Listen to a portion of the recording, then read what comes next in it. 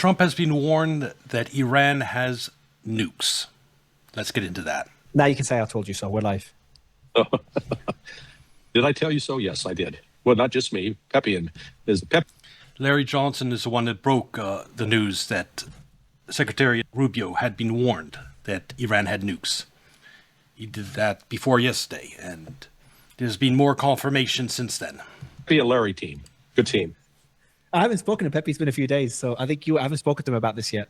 I spoke to you about it. There is, the report for the audience that weren't listening to the Robert Barnes interview, I was surprised. So he heard a similar report to you because he heard us speak, but he got a report as well from, I didn't ask him from who, someone at the White House, that Trump did receive through the Pakistanis information that Iran may already have nukes.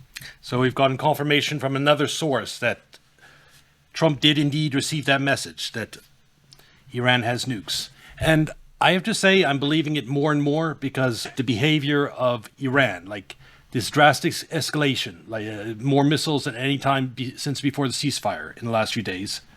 And then Trump's reaction to that. He basically said, normally he would just strike back, response, but he's like, oh, well, it's not a big deal. They throw a lot of missiles. We hit them hard. It doesn't really matter. And he's backing down from striking back. It emboldened Iran. I think it's because it actually has nukes now. They're also sort of using it as leverage in negotiations. They're like, okay, we'll be like Israel. We'll have nukes, but we'll pretend we don't. We won't actually test them and declare to the world we have nukes. And like that, you don't attack us again. But if you start escalating again, then we'll do a nuclear test and everyone will know we have nukes and it'll be a disaster for you politically. I don't think they'll actually test a nuke. That means when they test it, everyone knows they have nukes. I don't think they'll do that if Trump doesn't escalate things militarily. If bombs don't start flying again, I think they're going to do the same strategy as Israel, which is, we don't have any nukes, wink, wink. I wish no one in the Middle East had nukes, but we can't always get what we want. So that came as a surprise to me. Well, they got it in two ways. First, the Pakistani foreign minister called Marco Rubio and told him. But when President Pezeshkian called the Pakistani foreign minister or prime minister and said, hey, Mr. Sharif, here's our position now. That phone call, unless they were using a secure line, which I don't think they were, that phone call was intercepted by NSA. So then the U.S. intelligence community, they had confirmation. It wasn't just, they didn't just have the piece that, no, this is what this Pakistani foreign minister told Marco. This is what Pezeshkian told Sharif. So they know that that Iran is dead-ass serious about this. So the way they got the information. Well, if they have a nuke now, it's entirely because of Trump. He killed the supreme leader that issued a fatwa, a religious edict against getting a nuke. And that actually had weight. There's a very religious country, Iran. They might have enriched up to 60% or even 9%, whatever, but they would have never gone the step to getting the bomb as long as that leader had been alive. But we killed him.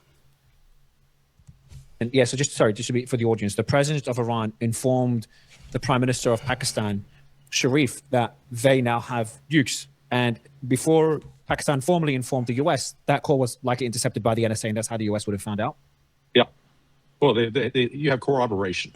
So, from an intel standpoint, you'd say, if I'm the analyst writing, it's one thing to say, well, about Iran being a shit country because people in charge are shit. I could say that about so many countries. Like, none of the countries in the Gulf very few of them are democratic. Saudis aren't democratic. Qatar isn't democratic.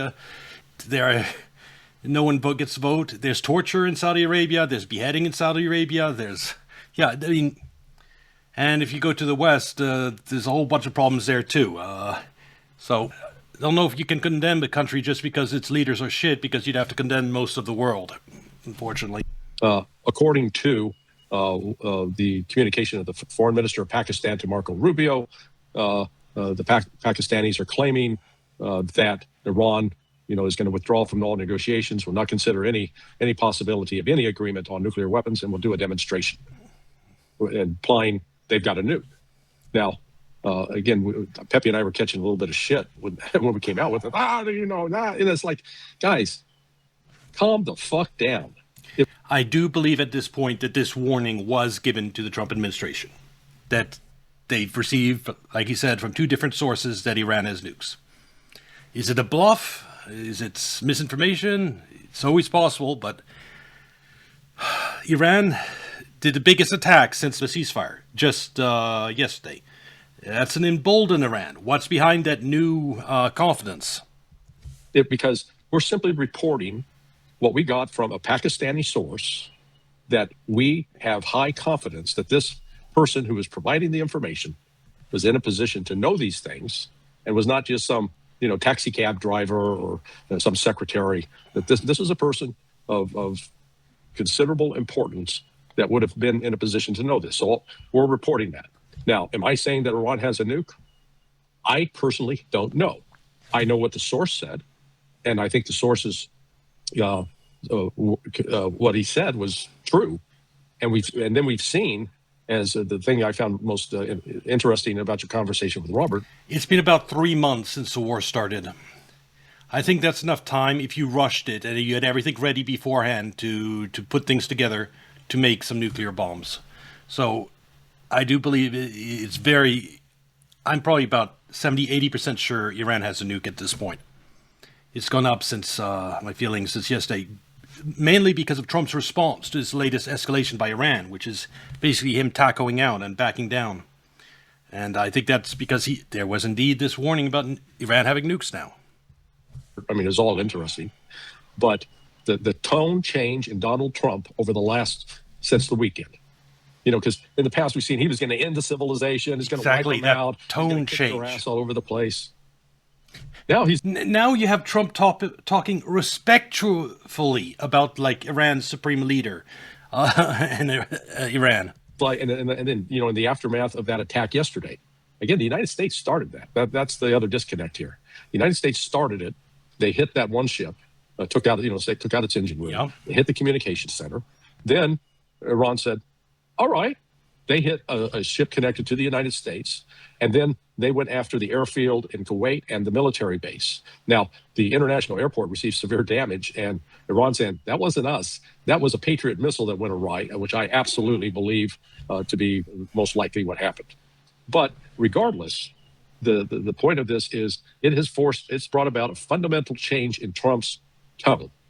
And again, we were when we talked yesterday, we were wondering, was that conversation that Axios reported, was that true, or but now Trump confirmed it. So, we'll get to that. We'll get to that. So on the, is it possible as well? I was thinking about it earlier. Is it possible that it's in Iran's best interest to create, even if they don't have a nuke, making the enemy think they have a nuke? Also, yeah, there is a falling out between Europe and the United States. That's true at the moment. Achieves the same purpose. So is it possible the story is being intentionally leaked by Iran as a way to scare the US? Oh, and by Pakistan. Yeah, that's possible. It's possible, but unlikely in my view. And why only do it now, 3 months in? I think it's much more likely that they have rushed and they put together not one bomb, but several bombs. Because if you only have one, you need one to test it to show that you have the bomb. Then you need to have others for actual deterrence. That would be smart strategy. But the point in making it, and this is a point that has been emphasized both by John Mearsheimer and by Ted Postel, which is that if Iran's going to make this kind of threat, it better have more than just one nuclear weapon. Agreed. Exactly. Someone told me that. And Alan Ayer told me that today. Yeah. Yeah. So, and I think, right now, if asked, do I think they do now? Yes. And the reason. But it's not, they haven't been having, it's not, someone suggested earlier today, well, was that an intelligence failure by the U.S. intelligence community? No, because it's been 3 months since the war started. They weren't interested in the bomb before the war, but I think they rushed to it once the war broke out. Last year, Iran didn't have it, but the succeeding events, Israel's surprise sneak attack last June, then this latest iteration, the combination of the launching of the color revolution on December 28th to try to collapse the Iranian economy. And that the protest earlier this year in Iran, that was because Iran's currency was collapsing. Why was Iran's currency collapsing? Well, you have our Secretary of the Treasury under oath admitting that we did that. We shorted their currency in Dubai and created a dollar shortage, and resulting in high inflation in Iran that caused the protests. And then Iran is still engaged in negotiations with Witkoff and Kushner. And while Witkoff and Kushner later came back and tried to say, oh, yeah, it sucked, no, we didn't make any progress. Well, the Omani foreign minister, I think it was the foreign minister, he had a completely 180-degree opposite view. He said, no, this was good. We're making progress.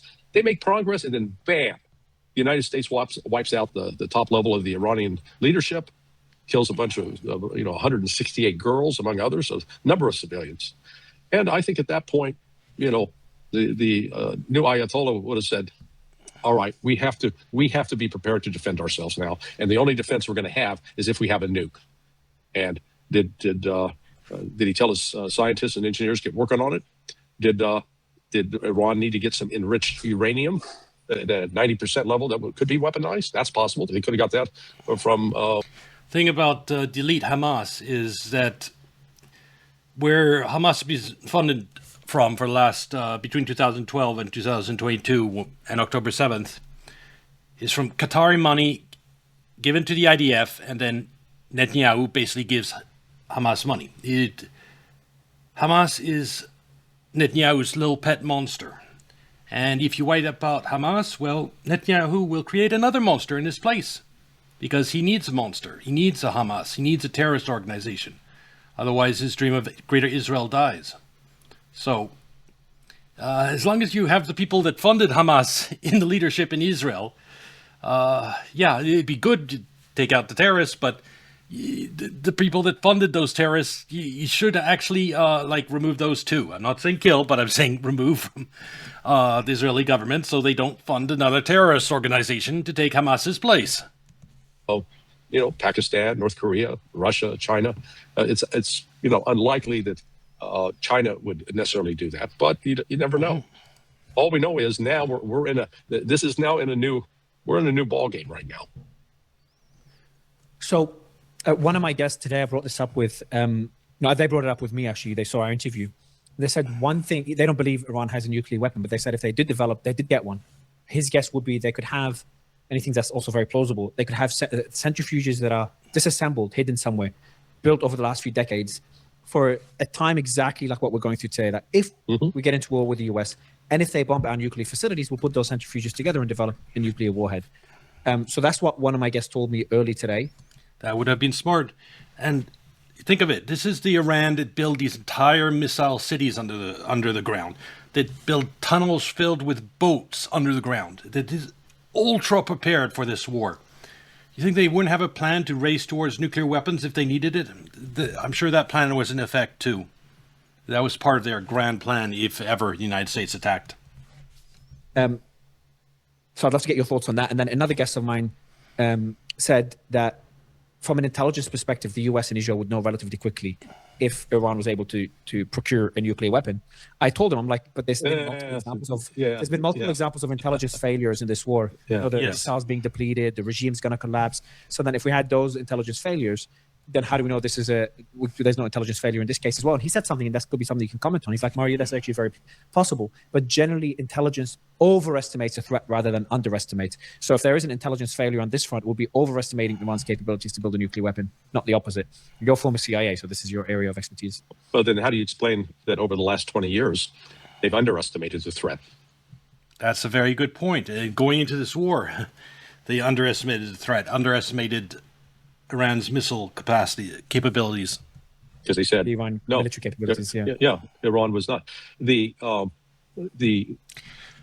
Iraq never had nuclear weapons, but Iraq was a mess of a country, and it didn't have any allies.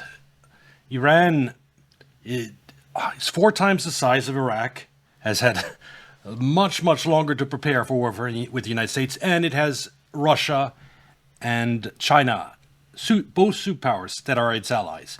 It is infinitely a better place than Iraq. And also, Iran is famous for its engineering talent, having good engineers, and they have hundreds of nuclear scientists. They are far more advanced than Iraq was when we attacked them. I think the U.S. and even Israel had limited intelligence on the actual capabilities of Iran's underground cities. Now, Iran and Alistair Crook is, I think, the best source on this, is he's actually been in at least one of them. That the Iranians moved to start building these things during the immediate aftermath of the 2003 U.S. invasion of Iraq, because they could easily say, "Okay, we're next, and we can't be in a situation where all of our assets are above ground. We've got to put them underground and harden them in a way that they can't be hit by. They're resistant to a nuclear attack." That's exactly what they did. And reflecting back on it, in 2000, I think the U.S. did have intelligence that was what Iran was doing. Is around 2005. Because it was in 2006 then that I was involved with a special operations forces exercise that was going after what they called hardened, deeply buried targets, HDBTs, which is the underground cities. So I think Times, put a report about this today. They said today that, let me actually get it perfect timing. They said Iran may still have enough highly enriched uranium to build at least 10 nuclear bombs. We know that from earlier reports. The problem is nobody knows exactly where it is. The stockpile is believed to be buried deep underground near the Isfahan nuclear complex, potentially beyond the reach of even America's most powerful bunker buster bombs. That's the point. I think that's true. That's true. Welcome to the game. They're late. They're late. I love my eyes too. Even have this toggle I made once. Sans toggle, but I like my default eyes too.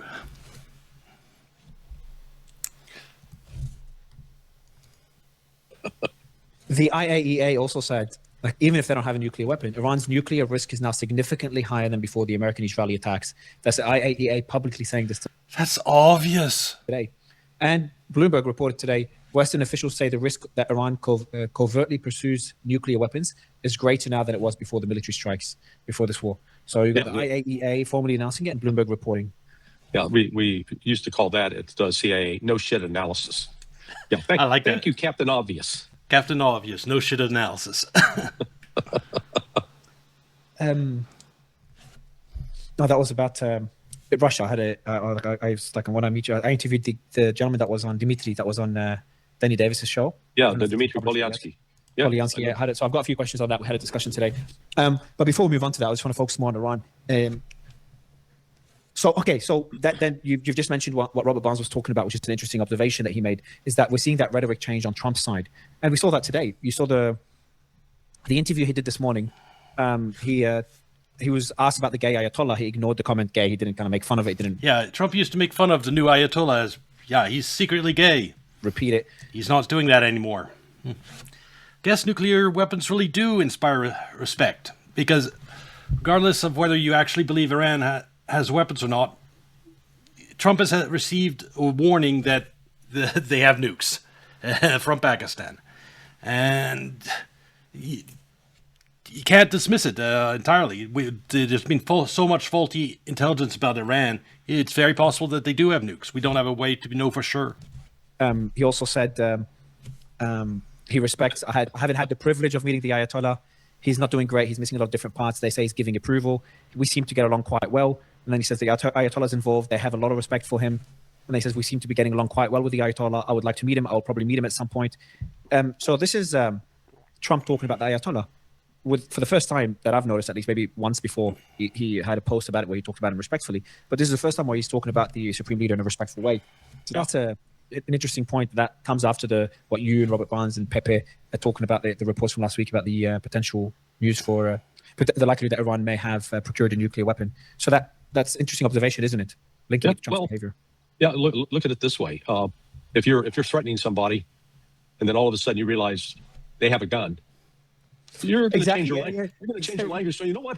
I'm sorry about those insulting things I said. Let's see if we can talk this. Let's see if we can talk this out. It's sad. You see that in I a think lot of that's videos that come out. I think that's exactly what's going on with Trump right now, because it's not the threat that they have nukes, the danger, in terms of people they might kill with the nukes. It's not that that's worrying Trump.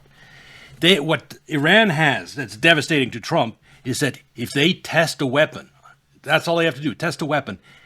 The damage that does to him politically is fatal.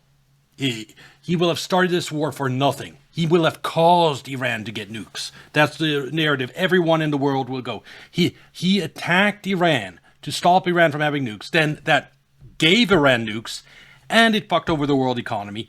And the United States lost all these bases in the Middle East, depleted its ammunitions, and all this other bad stuff. Israel got hit. Gulf nations got hit. All this bad stuff. And we failed to accomplish anything. Oh my God. So that is the threat that Iran is hanging over Trump is, you fuck with us, you start bombing us again, we'll test a nuke. And then you're finished politically. And I think that's where we are. I'm beginning to think, I'm pretty sure Iran won't just test a nuke. It's going to do the Israel strategy of, we don't have a nuke, wink, wink, and that just to give Trump a little face and to not, because if they test a nuclear weapon just now, 3 months into the war, Trump is finished. And they're using it as part of the negotiations. Tough guy, guy pulls out a gun. Oh, okay, senor, okay, sorry. There's a movie I saw, it's someone in Mexico, a cartel member just pulls out a gun and the tough guy just goes, okay, senor, sorry, it's okay, calma. Yeah. Calmate. Exactly, there you go. So that's on Trump, and then later he does another interview where he's talking about Iran. That's actually, I'm going to read out his statements because again, it aligns with what we were just saying now. Yeah, I do agree that it's the use of nukes is more danger in Europe than it is in Iran. I don't think, unless United States and Israel nuke Iran, I don't think Iran's using its nuke. Russia, on the other hand, has people in its government that actually think we need to teach Europe to listen, and maybe we just need to nuke a few countries there. There are people actively saying that in Russia, so Russia's far more dangerous. We'll get into that later. But the rhetoric changing. On Iran attacking Kuwait, he says this, well, there's a reason for everything, and we hit them pretty hard the night before, and actually last night. They were slightly provoked. They were reciprocating. I don't think I've ever seen him do this. He's giving excuses for Iran bombing Kuwait's airport. Can you believe that? That's why I'm so much more convinced that Iran has nukes now. Is he's giving excuses for Iran? Yes. Yeah. Well. Is that? Yeah. But let's be clear. It was Kuwait that bombed Kuwait's airport. Oh, the Patriot. Yeah, Patriot. And then another one here. He says on the war in Iran, in that part of the world, a ceasefire is when you are shooting in a more moderate manner. He says that. That's also just funny. About the war, because obviously they're asking him about what happened last night. He's like, a ceasefire there is when you're firing in a more moderate manner. Yeah. We need to have the actor Manny Patinkin sit down with Trump. You remember he played in The Princess. I personally believe it. Both sides are bombing each other. That's actually not a ceasefire. That's war. But that's just my opinion. Bride when William Shawn. Wallace Shawn was always saying, and this is inconceivable. And so here's Trump saying that, and Manny Patinkin should say, ceasefire, Mr. President. I don't think that word means what you think it means. Is that one of these guys? Just the words cease and fire are part of ceasefire. It's not like fire more. That's not what it's called. Yeah, the middle one. The one standing. You got Andre the Giant. Okay, let's listen to another video on reacting to this news that Trump has been warned that Iran has nukes.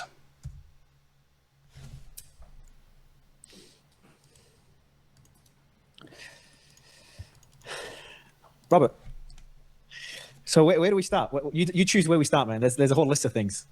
Well, it's a bit of an off beat story that isn't getting the center of attention, but some attention, but really tells a lot of the story. Have you followed any of these Albanian protests over this real estate development? So it turns out the real estate development is by Jared Kushner and Ivanka Trump, who are going to redesign an island in the Mediterranean off the Albanian coast. That's actually a natural preserve, supposed to be all this. I do believe that over the years, in a lot of ways, Trump has started to become part of the swamp. Or at least the family around him, at the very least, and I'm sure he's aware of what's going on.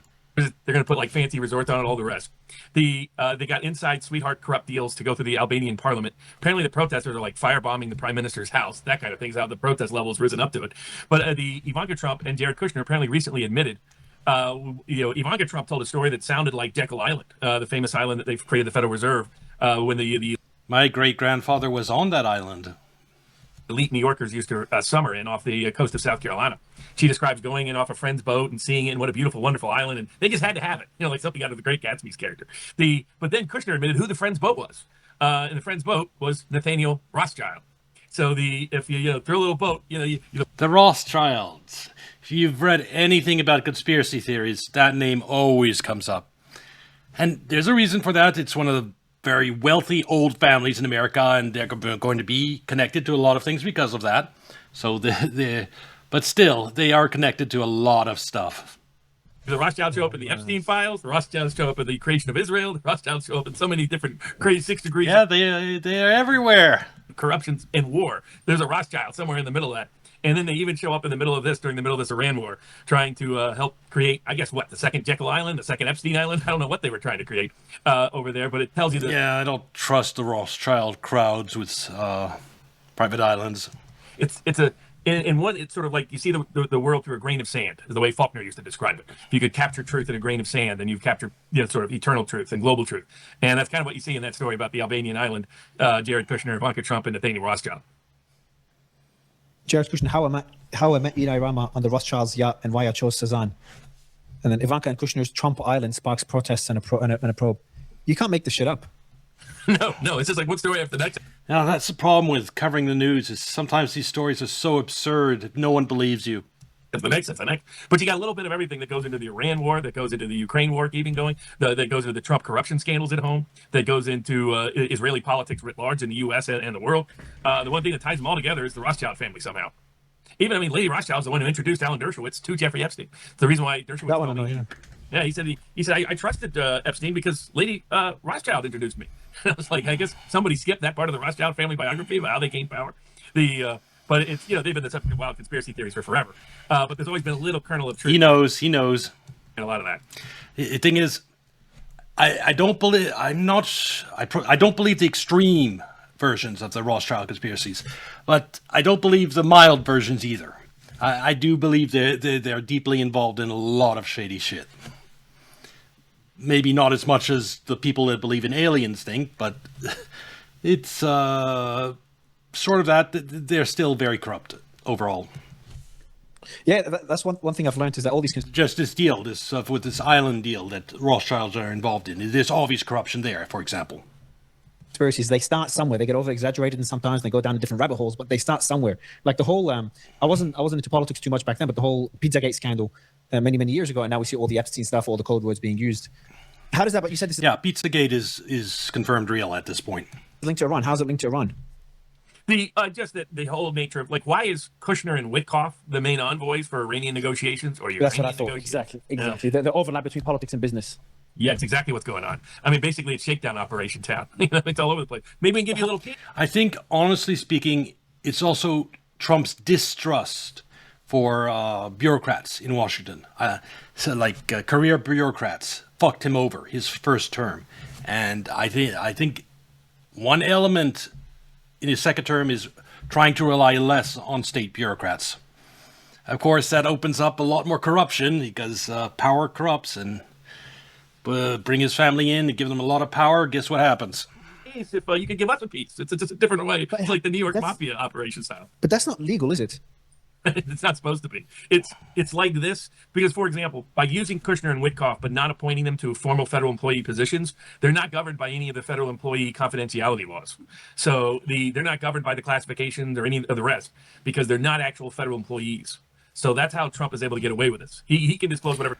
Thing is, yes, those mechanism of the state, those non-disclosure agreements, everything you have to sign to be a career bureaucrat. It's also what the United States uses to control narrative, to lie to, deceive the public, because you have hundreds of state bureaucrats that are contractually obligated to keep quiet, even though they know the media's reporting absolute bullshit on a whole range of topics. And that's how our world works. Or classified materially wants because he's president of the United States to whomever he wants. He's not limited in that regard. And consequently, he can assign private individuals to engage in public negotiations, and they can engage in self-enrichment through that process. It's borderline. It's definitely unethical, but it's probably not technically, it doesn't violate technical legal crimes like normally would be the case, because they don't have to pass conflicts of interest tests because they're not federal employees. They don't have to disclose their investments because they're not federal employees. They don't have to be bound by classification limitations because they're not federal employees. So you'd almost think this was deliberate from the get-go, and how Trump has ended up running this. Given how the Board of Peace has turned out, money's not in the Board of Peace account. Where is it? And to add to this, add to the pressure on the part of Trump to do a little graph on the side. You have the way Democrats, through lawfare, went after all of his assets, have sued him endlessly. It costs money every time you get sued for all these different things. Prosecuted him criminally, tried to take all his assets in New York, and he's definitely been hurt financially for political reasons. And so that, at some level in the back of his mind is, well, now that I've won, I want to make up those losses, make up for all those losses that the Democrats caused me. And there's that. I'm sure that's running through his head at some level. Just make up for the losses Democrat caused. Then maybe a little more. How is that real? How do we have an account for the Board of Peace with no money in it, with billions raised? What am I missing? What? Well, how is it that Venezuela is paying money into an oil account, or we're receiving it in part for selling part of Venezuelan oil, and nobody knows where that account is? Supposedly it's in Qatar. Supposedly maybe with the Emiratis. And so you got that issue. You got the Board of Peace issue. You've got everything that's going on these side deals. Apparently there was a pitch to the Iranians. Hey, maybe we can give you a sweetheart deal if you cut us in on the $300 billion fund. We'll just go some piece to Kushner, one piece to Witkoff, one piece to Don Jr., one piece to Eric. It's a different Corleone, methodology of doing business. But the Corleones are a little smarter, savvier, and more diplomatic than this. We'll see how this goes. Can you tell me that again? So the $300 million reconstruction fund. Yeah, I believe there's some level of corruption in this new Trump administration. I don't think it's as extreme as Democrats portray, but there's definitely some. That was discussed for Iran. You're saying there were talks. Yeah, Kushner Island. It's pretty believable seeing what's been happening. That Kushner, Witkoff, or someone in the administration was telling the Iranians, "Hey, we'll They were talking about Kushner Island just earlier. It's approve a reconstruction fund, but kind of give us a piece out of it, get us involved in some way." Correct. What's in it for us? What's in it for us individually? Not as Americans, not as America, not as the West, but what is in it for us individually? You got to cut us in. I mean, the Russians figured this out early on. That's why they assigned their economics investment sovereign fund guy to negotiate Ukrainian peace, right? Why is he the lead? That's terrible. Lavrov would make the more sensible lead. Rubio on the U.S. side would make the more sensible lead. Instead, it's Witkoff and Kushner talking to the head of the Russian sovereign investment fund, because the Russians figured out, these guys are shakedown artists. They're like, Trump will leverage the presidency to make everybody else around them rich, so we got to talk to these guys, and we cut them in. Okay, you want a piece of the oil here, piece of the gas over here, piece of this over here. Look at what happened with Kazakhstan. They shake them down, and all of a sudden Kazakhstan decided to promote for access to a bunch of minerals, a company that Don Jr. just coincidentally, recently invested a huge share in, along with Eric Trump. So this has become kind of obvious around the world. Yeah, I know Disney Cruise stopped by Epstein Island for snorkeling. That's terribly optically, but I don't know if that actually ever resulted in any kids getting hurt. So I haven't heard it. It just looks bad, but I don't know if Epstein would try to do anything to customers of a Disney Cruise Line. I've never heard anything about that.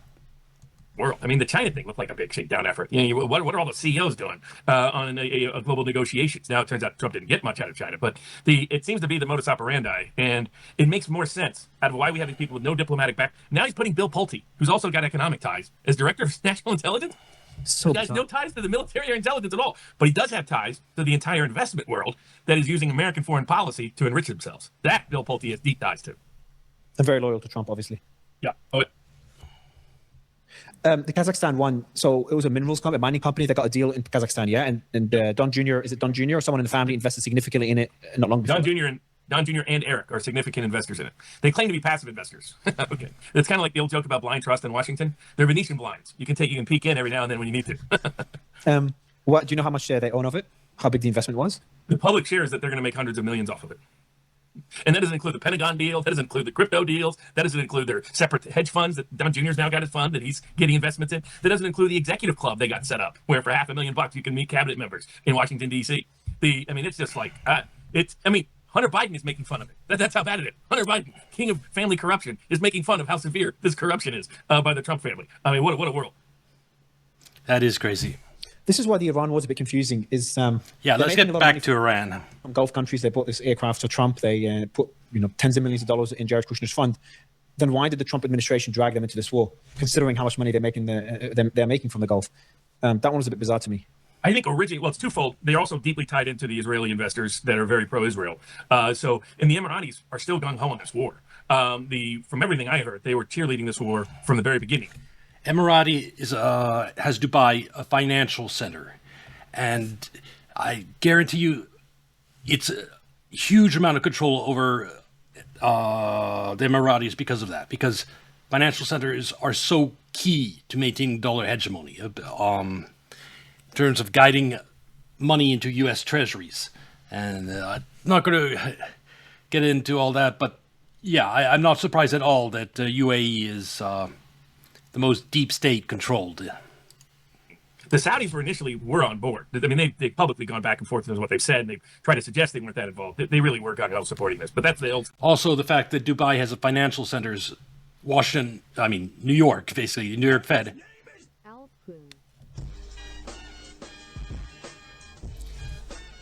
The California governor's election is surprisingly close. I have heard about that. I might look into that later. It's interesting. If the election integrity stuff that Trump is trying to do actually goes into force, yeah, you could have California turn a lot redder. We'll have to see. I just wish that would happen, that suddenly California began running elections, with voter ID, not unlimited mail-in ballots, etc. And suddenly California becomes Republican. That'd be amazing. It would just be proof of how corrupt the current system is. Saudi-Iranian split that China tried to fix but wasn't able to permanently fix. But Saudis and the Qataris just changed their mind very early on. Like, this isn't going well. We got to get out of this, as Larry Johnson and others have reported. Yes. But the Emiratis are still on board. And the Emiratis are more tied into... Like I was saying, financial center also gives U.S. enormous leverage over Dubai, because we are the king of the financial world. Our power in the financial sphere of things is still nearly absolute, and like sanctions, and we could crush UAE in ways we couldn't the other Gulf states because they have that financial center. They need good relationship with the United States because of it. The Saudis are like number 2 on that list. It's the Emiratis that are most tied in directly to their Witkoff real estate investments, Kushner hedge fund investments. Then it's the Israeli drone companies that the Trump brothers are invested in. They're making tons of cash. But I don't think one of the reasons why I thought once the Saudis and the Qataris were off the board, then that was going to change the direction and substantially reduce the risk of escalation by Trump. We'll check in as soon as we finish this section of the video, about halfway through the video, the Iran section. We'll check in what's going on in California. It's just Trump doesn't want to look like he took an L. So that's the only thing that's holding him off. He's had an agreement, and he's rug pulled it the last minute. I heard the same thing that Larry heard, that the White House was told last week of the risk that Iran it would be the ultimate humiliation. You want to humiliate Trump? Have Iran exactly their weapon and say exactly.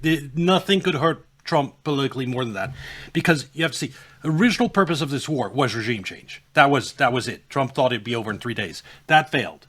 Limiting the ballistic missiles, Trump is no longer talking about it. He's focused all on the one thing he thinks he can still get, which is to prevent Iran from getting a nuke. One, because it's the only thing he can still achieve now, and also because he's talked about it for years, how Iran cannot get a nuke. If he starts a war that results 3 months later in Iran getting a nuke, it's devastating to him politically. Everyone, like Asmongold, will not be talking about how happy he is about the Iran war anymore. I guarantee you that. All these things you went to war for to say we couldn't get, now we have. It'd be the most humiliating thing. They're figuring out that humiliation is the motivation for Trump. Fear of humiliation. Yes. And they have humiliation escalation dominance, which is a new phrase for the Trump White House. And so I think that it really decreases the probability of escalation, increases the probability of exit within this month. And at least you saw, Trump pushing. Well, I agree that it decreases the probability of escalation. I agree with that part. Probability of ending it within this month, still think no. I still think at least 2 months. The economic pain that's going to happen in July, because that's when oil reserves of governments run out. that is necessary to really put pressure. Like Republicans will go crazy and put pressure on Trump. The world leaders will go crazy and put pressure on Trump. And that's when Trump will finally cave to Iranian demands and settle this on Iranian terms. So I don't see this ending before like August, I think at the earliest. Back at least for a night with Bibi Netanyahu. I don't know how long it will last, but he's got to. He knows that being called Bibi bitch makes him look really bad in the court of public opinion, and he hates it. He goes. Yes, it does. It is terrible for him, but it's sort of true. Letting Netanyahu trick him into this war, that made you Netanyahu's bitch. It did. But getting back to, at least now, I am even more certain that my like the scenario for this ending, like August, September, is the one that's going to happen, because if Iran has nukes and Trump is terrified about them testing a nuke, he's going to be very hesitant to escalate or try something crazy like a ground invasion. I think it significantly lowers the risk of something happening and the entire Gulf going up in flames. I think now the odds of that has drastically fallen. So, on one hand, I'm not happy about Iran having a nuke. On the other, I am happy that the odds of the worst case scenario have gone down. It triggers his other humiliation fear. So I think that those chances improve because Iran played their cards well, and hopefully we don't have to see whether Iran really has nuclear weapons or not. We don't have to see, because then the Turks get it, the Saudis get it. All of a sudden, proliferation is on everybody's agenda. But the White House does know that. And you've seen Trump's anti-Iranian rhetoric has de-escalated ever since that message was relayed. So whether they really have it, whether they're bluffing or they're not, the message that they will use and demonstrate nuclear weapons capability was a threat relayed to the White House last week, and it did appear to chill them out. It looked like Trump was going to take the deal on Friday, and then he rug pulled it again because it's Trump. But I don't think the escalation risk is going down. The most likely outcome is still exit without a deal rather than exit with a deal, because Trump is too paranoid to look like he's giving money to Iran, even though J.D. Vance has been trying to say, hey, look, you're going to make... Exactly, but he's going to have to make a deal because... or he's at the very least going to have to lift his own blockade so that the straits can open up under Iranian control. So he's at least going to have to fold there. Iran rich, only you, Trump, could do that. That's how we could sell this, get away from the Obama label. But all they have to do is say Obama gave him money, and it panics him, and he won't sign on to that part of the deal. That's non-negotiable with Iran. So the best he can get is try to get Israel back off in Lebanon, or at a minimum just exit the whole thing. Because I think Iran's ability to continue to hold hostage the Straits of Hormuz go away. No, yeah, two things Trump needs to do. If he wants to exit this without a deal, is get Israel out of Lebanon and lift the blockade. Because if he doesn't lift the blockade, then already oil still isn't flowing naturally out of the Persian Gulf. But what Iran has also demonstrated is when we hit one of their tankers, I forget when it was, over the weekend or on Monday, as part of our blockade, they retaliated. And then that led to this latest round of escalation. I think that from now on, if we try to enforce blockade, every time we go after an Iranian ship, Iran is going to do something back. They're confident now they have nukes, or at least, or that's the assumption I'm going under. And so he's going to have to lift the blockade. Two, getting out of Lebanon, Israel out of Lebanon. If he doesn't do that, Iran is going to start bombing, sending missiles at Israel, and that's going to drag the United States back into war. So he needs to do those two things, which are going to be very hard for him to do politically. And so if this ends without a deal, that's what we need to look out for. Stay down if there is no blockade. As long as there's a blockade, they have global cover with Russia, China, and other key allies. They don't the moment there is no blockade. So at least the economic precipice gets walked back if Trump will just end the blockade. So that's what he's being advised to do and encouraged to do, and it looked like he was going to do on Friday and then didn't do it. I still hope he does do so rather soon, because the economy's starting to scream. And he lost his first endorsement last night. His first endorsement. I saw that. Yeah, I was reading about that. How significant is that? Because that's a person that hasn't gotten a penny from AIPAC as well, no? Correct. And he's a Maha guy. It was a real test, which is stronger, Maha or Trump, in a gubernatorial race. To a degree, the Massey race was about that, but it wasn't as much because that's a federal race rather than a statewide. It also had a huge amount of AIPAC money. Gubernatorial race, and the Maha held on in Iowa and was able to defeat the Trump endorsement to a established Republican there in the state. I think that's great. Trump wasn't that vocal about it. He wasn't. I am America first, not Trump first. And if Trump stops being America first, then I'm for the American first candidate that Trump doesn't endorse. Posting about it and stuff. Didn't put as much effort as Massey, not even close. Oh, nothing like Massey. Yeah, nothing like Massey at all. But there was some suggestion that merely Trump's endorsement would dictate outcomes. Yeah. And this showed that no, if he was on the opposite side of Maha, his endorsement alone isn't enough. He needs to lobby heavily for that candidate, needs money to come in heavily for that candidate, money to come in heavily against his opponents. And he didn't have that in Iowa, and it showed that his endorsement by itself is not sufficient.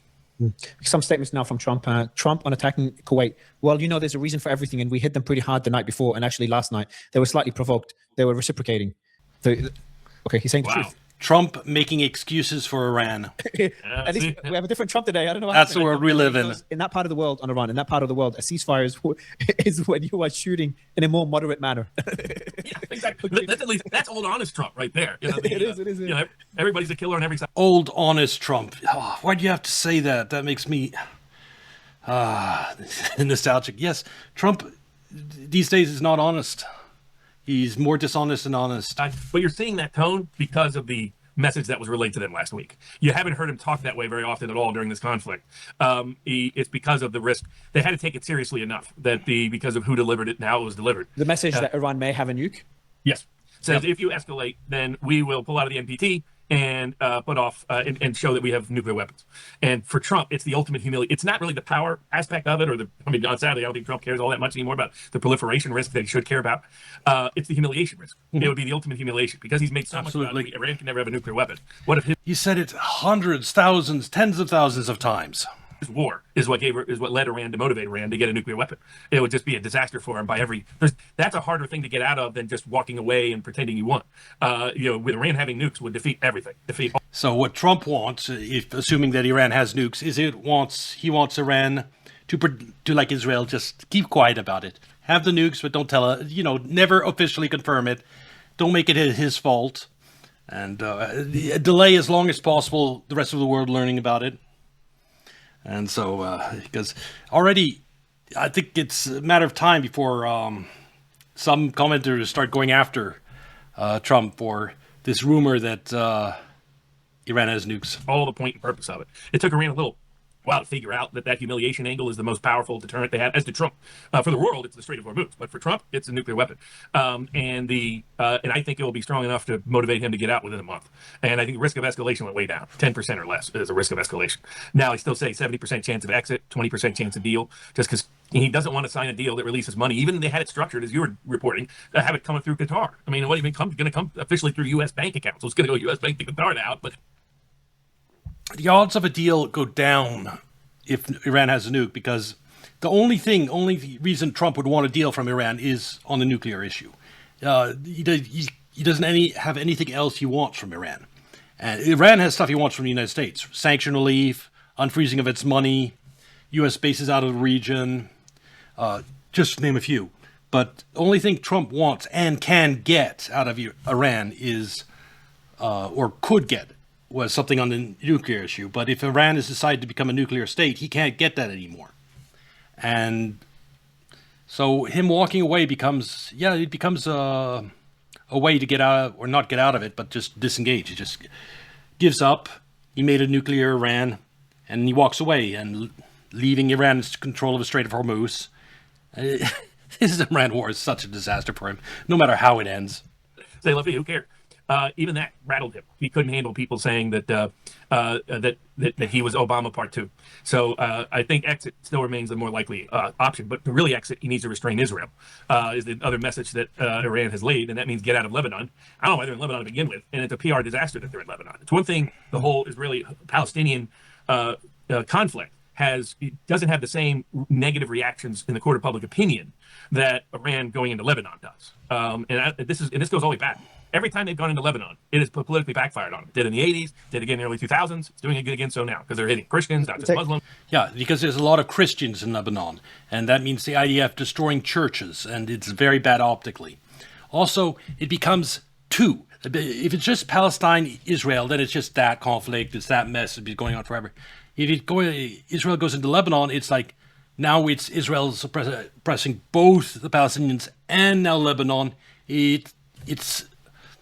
It's invading a foreign country. It multiplies the PR nightmare for Israel, and is backfired every time so far, like Robert says. Rewind, Robert, rewind. So on the story of Iran having nukes, I've just been told about this by so many people so far on the show. Colonel Larry Wilkinson, Larry Johnson, yourself, one more guest, I can't remember who it is. Also, Ted Postle's been talking about it. So some are arguing. Also, David Bine, former military officer as well. Yeah, I know. Oh, I got the name right? Yeah, there you go. I got the name right. I'm really bad with names. So they've all told me the same thing. So either they received a nuke from somebody or they developed their own nuke. You've been told, you've heard similar information as well, similar. What I heard is what they relate to the White House. What they relate to the White House or the Pakistanis was Iran, if the U.S. escalates any further, then they will pull out of all negotiations, pull out of the Nuclear Non-Proliferation Treaty, and will exhibit that they have nuclear weapons. But that will be... That was not what Larry Johnson said. That's a new angle to it, which I think is very interesting. They're saying... Larry Johnson would just say, A, they withdraw from negotiations, B, they withdraw from nuclear treaty, C, they test nuke. He's saying, if the United States escalate, then we'll do B and C. We'll test a nuke.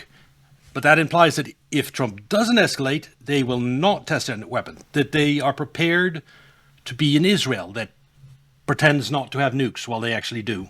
The three set of things to occur if escalation occurs, and they sort of run out of patience. As they saw it, the key there is ending the blockade and Israel backing off in Lebanon. Those are the aside from the U.S. directly hitting them, and that's what was relayed to the White House on last Thursday. And since then, Iran has said they're pulling out of the negotiations. You've seen Trump react accordingly. All of a sudden, the aggressive rhetoric stopped for a while. And the respect. Yeah, when he was asked about Ayatollah Khamenei today, he was told, when New York Post asked him about gay Ayatollah, he dismissed it. He said he's a very respected man. Yep. He hasn't had the honor or privilege of meeting him. He would like to meet him, etc. They get along very well. I'm like, that's the same Ayatollah. He was laughing about being gay and laughing about his family dying. Correct. You're seeing complete reversal because they learned that even if it's a bluff, that the idea that if it's 5% chance, Trump can't stand that risk because it'd be the most globally humiliating thing Trump could imagine. More humiliating than losing would be Iran having nukes. It would make it all futile. It would make him look like an idiot and a fool and a loser on a global stage. And that's what drives exactly Trump more than anything else is fear of that. And so I think that fear, he's successfully sold the Iran war to a big segment of America, like Asmongold, as a victory. If Iran tests a nuke, instantly Asmongold is like, this war's a disaster. He loses that segment of America instantly. And his approval is already rock bottom, so he can't afford to lose the Asmongolds of the world. I think Iran played their cards well. And after that is when he's finally being publicly critical of Bibi, when he's leaking out that he's calling up Bibi and calling him an idiot and so on and so forth. That's when suddenly he's being very gentle about the Iranians in ways he hadn't been before. So everything I've seen publicly confirms what I heard last week. But then how will Israel react to this if they get the same report, and I'm sure they do, they have access to the same information? Israel can't afford to have Iran with a nuke. Trump doesn't want it so he doesn't get embarrassed. Israel is existential for them. Yeah. Well, what's they going to do about it if they do have it? In other words, nuke Iran? Yeah, I mean, they could try, but then they run the risk of being nuked themselves. And from just the they can't. Gives Iran an edge in that regard. 2 nukes is enough to take out Israel. Like let's say Israel gets off 2, 3, 4 nuclear weapons in different places in the country. That's only going to damage. That's not going to take out their military capacity to respond. I don't see how, without the ability to eliminate Iranian response, Israel can't really be. And Israel doesn't know how many nukes Iran has, where they are, so it can't take them out. The first initiator if there's any risk that Iran has nukes, because then they use them on Israel and Israel doesn't exist because it's too small. Tel Aviv and the rest, 2 nukes could probably take out all of Israel. So I think the math changes for them. How did they? By the way, the IAEA today said, and Bloomberg reported from U.S. officials, both reported the same thing. The IAEA said it all publicly that Iran is more likely now than before the war to develop a nuke. Well, I think that's enough for this section. We know the situation. Trump has received a warning that Iran has nukes, and that changes the entire dynamics of the negotiations and the war in the Middle East. And likelihood is just nothing happening for the while. Trump doesn't lift the blockade. Israel doesn't attack Lebanon. That's the one wild card. What will Israel do with its war in Lebanon? Because if it continues, if it bombs Beirut, then Iran will launch missiles at Israel and it becomes messy again. But I think the risk of just the tit for tat between U.S. and Iran has gone down significantly on the non-Israeli side. Anyway, this will be on YouTube. Like and subscribe. Can watch on Kick on Twitch. And I'll see you next video. Bye.